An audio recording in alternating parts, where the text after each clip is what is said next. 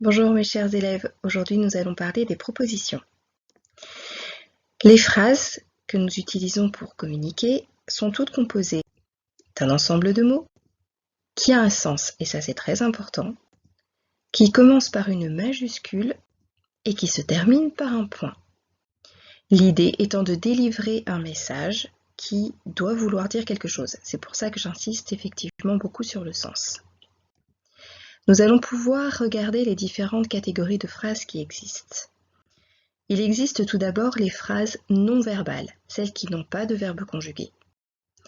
Elles peuvent permettre d'exprimer un ordre, silence, d'exprimer la surprise, l'étonnement. Quelle joie! À ce moment, ce sont des phrases qui sont plutôt courtes, brèves, qui n'ont donc pas de verbe conjugué.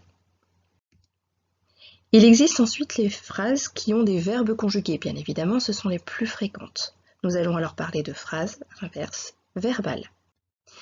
Il existe des phrases verbales qui seront simples, celles qui n'ont qu'un seul verbe conjugué. Le chat dort près du feu.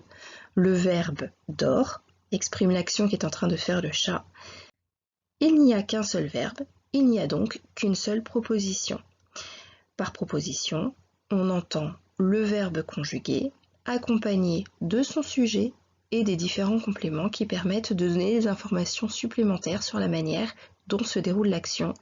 Ça peut aussi être, dans le cas d'un verbe d'état, les différents compléments, attributs du sujet notamment, qui permettent d'exprimer quel est l'état du sujet. Les phrases complexes, elles, sont toujours des phrases verbales et sont des phrases qui comportent plusieurs verbes conjugués. On va les regarder un petit peu plus en détail. S'il y a plusieurs verbes conjugués, c'est qu'il y a plusieurs propositions.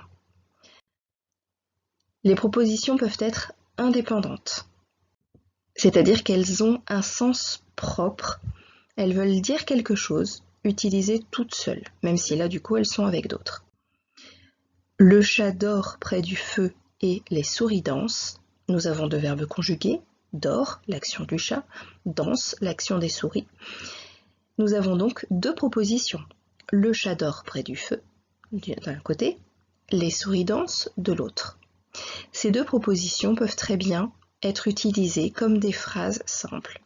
Elles ont un sens en elles-mêmes. Elles sont simplement reliées dans cette phrase par le petit mot « et », une conjonction de coordination qui va venir les lier l'une à l'autre. Nous aurions tout aussi bien pu utiliser une virgule par exemple. Il y a le cas ensuite des phrases complexes qui ont donc plusieurs propositions car elles ont plusieurs verbes conjugués, qui elles par contre marchent forcément ensemble et qui sont en fait d'un côté une proposition principale et de l'autre côté une proposition subordonnée. La proposition subordonnée n'a de sens que si elle est utilisée avec la proposition principale. Elle ne peut pas être utilisée seule, elle n'aurait pas de sens. Elles sont liées par ce que l'on appelle un lien de subordination. Si on regarde l'étymologie, sub vient de sous, ordonnée vient du mot ordre, elle est en fait sous les ordres de la principale. L'orage éclate alors que je sors de chez moi. Il y a dans cette phrase deux verbes conjugués. D'un côté éclate, qui concerne l'action de l'orage éclate, et de l'autre côté sort, qui concerne mon action à moi.